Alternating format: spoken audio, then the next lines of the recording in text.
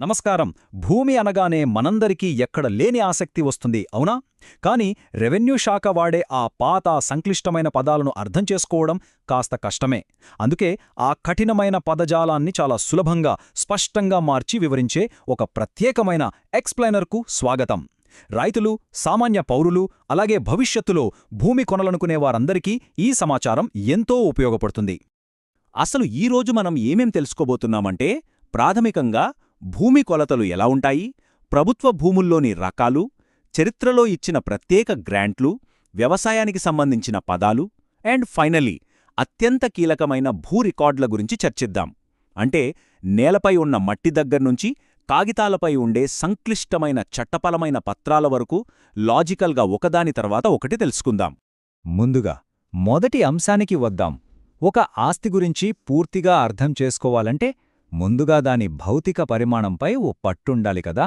అందుకే బేసిక్ భూమి కొలతలతో మన విశ్లేషణను స్టార్ట్ చేద్దాం. ఒక ఎకరం అనగానే టక్కున గుర్తుకు రావలసిన సంఖ్య ఖచ్చితంగా 43,560 చదరపడుగులు.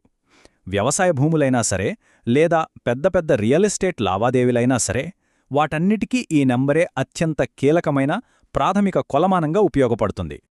అయితే ఈ లెక్కలను ఇంకాస్త డీటెయిల్డ్గా చూస్తే మ్యాటర్ మరింత ఆసక్తికరంగా మారుతుంది. ఒక ఎకరాన్ని స్థానికంగా ఎక్కువగా వాడే గుంటలు, సెంట్లు లాంటి చిన్న చిన్న యూనిట్లుగా ఖచ్చితంగా ఎలా విభజిస్తారో గమనించడం చాలా ముఖ్యం. ఇక్కడే ఒక ఇంట్రెస్టింగ్ ప్రాంతీయ వైవిధ్యం కనిపిస్తుంది. ఉదాహరణకు ఆంధ్రప్రాంతంలో భూమి కొనేవారు ప్రధానంగా సెంటు అనే పదాన్ని వింటుంటారు. అదే తెలంగాణకొచ్చేసరికి ప్రామాణిక కొలతగా గుంట అనే పదం బాగా వినిపిస్తుంది. ఏ ప్రాంతానికి ఆ ప్రాంతం అదొక స్టాండర్డ్ అయిపోయింది. సరే, కొలతలపై ఒక క్లారిటీ అయితే వచ్చేసింది. మరి ప్రైవేటు భూముల సంగతి పక్కన పెడితే, సామాజిక అవసరాల కోసం ఈ విశాలమైన భూభాగాలను ప్రభుత్వం అసలు ఎలా వర్గీకరిస్తుందో తెలుసుకోవాల్సిన సమయం ఆసన్నమైంది. ఇక్కడే మన రెండవ అంశమొస్తుంది: ప్రభుత్వ భూముల రకాలు.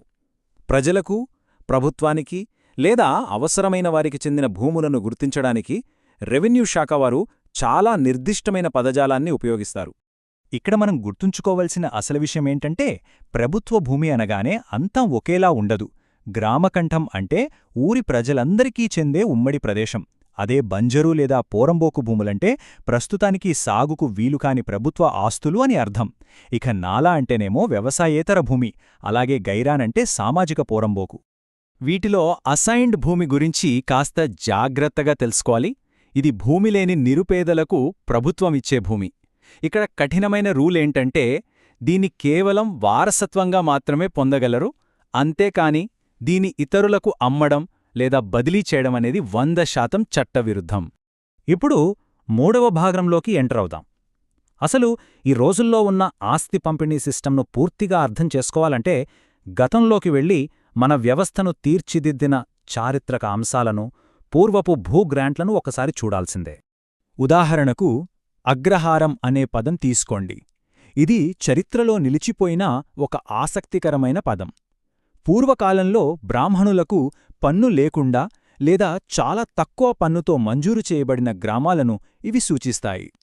ఆ కాలంలో సామాజిక పాత్రలు, అవసరాలను బట్టి నిర్దిష్టమైన గ్రాంట్లను కూడా ఇచ్చేవారు.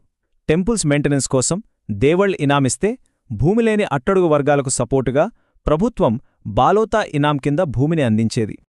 ఈ చారిత్రక నేపథ్యానికి జోడించే మరో ఆసక్తికరమైన పదం సర్ఫేఖాస్.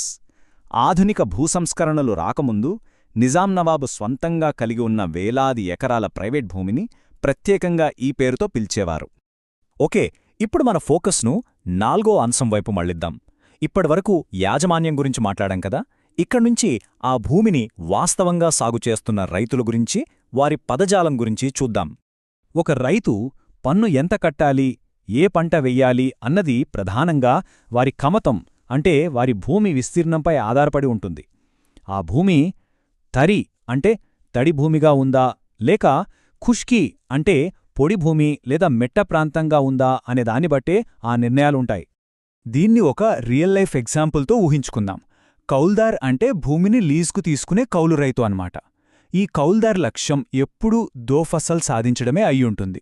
అంటే ఫసలీ అని పిలువబడే ఒక్క వ్యవసాయ సంవత్సరంలోనే అదే భూమి నుండి 2 పంటల దిగుబడిని పొందడానికి వాళ్ళు శ్రద్ధగా పనిచేస్తారు. అయితే ఇక్కడొక పెద్ద డౌట్ రావచ్చు. ఇన్ని రకాల భూములు, ఎప్పుడో ఇచ్చిన చారిత్రక గ్రాంట్లు, ఈ కౌలు రైతులు, వీటన్నింటినీ ప్రభుత్వం అసలు ఖచ్చితంగా ఎలా ట్రాక్ చేస్తుంది? నిజంగా ఇదొక పెద్ద సంస్థాగత సవాలు. ఇక్కడే రెవెన్యూ ఆఫీస్ మెయింటైన్ చేసే వాస్తవ కాగితపు రికార్డుల ప్రాముఖ్యత ఏంటో బయటపడుతుంది. అదే మన 5వ మరియు అత్యంత కీలకమైన అంశం. ప్రతి ఆస్తి యజమానికి సంబంధించిన హిస్టరీని, సరిహద్దులను, దాని కాదనలేని యాజమాన్యాన్ని ఖచ్చితంగా నిర్ధారించే అత్యంత ముఖ్యమైన డాక్యుమెంట్స్ను ఇప్పుడు డీకోడ్ చేద్దాం. ఈ రికార్డుల సిస్టమ్ కాలక్రమేణా ఎలా డెవలప్ అయిందో గమనిస్తే భలే ఆశ్చర్యం వేస్తోంది. 1953కు ముందు సేత్వార్ అనే రిజిస్టర్ ఉండేది. ఆ తర్వాత ఉమ్మడి కుటుంబాల విభజనల కాలంలో ఖాస్రా పహాణీ వచ్చింది. అప్పటినుండి మారుతూ నేటి ఆధునిక కాలంలో పర్మనెంట్ రిజిస్టర్, అలాగే యాజమాన్య హక్కులను చూపే ఆర్ఓఆర్ వరకు ఈ రికార్డులు అప్డేట్ అవుతూ వచ్చాయి. ఇందాక కొలతల విషయంలో చూసిన ప్రాంతీయ తేడాలే ఇక్కడా కనిపిస్తాయి. వ్యవసాయానికి అత్యంత కీలకమైన రోజువారీ సాగు రికార్డును ఆంధ్రలో అడంగల్లని పిలిస్తే తెలంగాణలో పహాణీ అంటారు. పేర్లు వేరేనా? ఈ రెండూ చేసే పని ఒక్కటే. భూమిలో వేసిన ప్రతి పంటను, ఆ భూమి హిస్టరీని పక్కాగా నమోదు చేయడం. ఇక చట్టపరంగా 100% సేఫ్గా ఉండాలంటే ఆస్తి ఉన్నవాళ్లందరూ తమ దగ్గర ఖచ్చితంగా పట్టాదారు పాస్పుస్తకం, అలాగే ఆర్డీఓ సంతకం చేసిన టైటిల్ డీడ్ ఉంచుకోవాలి. ఆస్తి సరిహద్దుల కోసం ఎఫ్ఎంబి అంటే ఫీల్డ్ మెజర్మెంట్ బుక్ ఖచ్చితంగా చెక్ చేసుకోవాలి. కొనుగోళ్లు, అమ్మకాలకు దస్తావేజు మరియు యజమాని చనిపోతే వారి వారసులకు హక్కులు బదిలీ చేయడానికి వాడే విరాసత్ లేదా ఫౌతీ లాంటివి అత్యంత కీలకమైన పత్రాలు. ఒక భూమిని కొనే ముందు ఎవరైనా సరే ముందుగా తనిఖీ చేయాల్సిన డాక్యుమెంట్ ఈసీ అంటే ఎంకంబరెన్స్ సర్టిఫికేట్. అసలు ఆ భూమి నిజస్వరూపం ఏంటన్నది ఇది బయటపెడుతుంది. ఎందుకంటే ఒక నిర్దిష్ట సర్వే నంబర్పై గత 32 ఏళ్లలో జరిగిన ఆర్థిక, చట్టపరమైన లావాదేవీల చరిత్ర మొత్తాన్నిది క్లియర్గా చూపిస్తుంది. ఈ రెవెన్యూ పదాలపై కనీస అవగాహన లేకపోతే ఎంత నష్టం జరుగుతుందో చెప్పడానికి బెస్ట్ ఎగ్జాంపుల్ బీ మెమో. ప్రభుత్వ భూమి వర్గీకరణ తెలియక దాన్ని ఆక్రమించుకొని సాగు చేస్తే వెంటనే రెవెన్యూ శాఖ నుంచి పన్ను మరియు భారీ జరిమానా కట్టమంటూ ఈ భయంకరమైన బీ మెమో నోటీస్ వస్తుంది. చూశారు కదా, కేవలం అర్థం కాని ఒక్క పదం వల్ల బీ మెమో లాంటి జరిమానాలు కట్టాల్సి రావచ్చు, లేదా ఏకంగా ఒక వారసత్వ ఆస్తినే కోల్పోవాల్సి రావచ్చు. అలాంటప్పుడు మన స్థానిక భూరికార్డుల గురించి తెలుసుకోకుండా నిర్లక్ష్యం చేయడం సేఫ్ అంటారా? ఈ రెవెన్యూ పదజాలాన్ని కరెక్ట్గా అర్థం చేసుకుంటే ఆ సంక్లిష్టమైన అధికారిక భాష మన అత్యంత విలువైన ఆస్తులను కాపాడే పటిష్టమైన చట్టపరమైన రక్షణ కవచంగా మారుతుంది. తప్పకుండా ఈ సమాచారాన్ని దృష్టిలో ఉంచుకుంటారు కదూ? ఇలాంటి వీడియోల కోసం మా ఛానల్ను తప్పకుండా సబ్స్క్రైబ్ చేసుకోగలరు, లైక్ చేయగలరు, అదేవిధంగా మీ ఫ్రెండ్స్తో షేర్ చేయగలరు.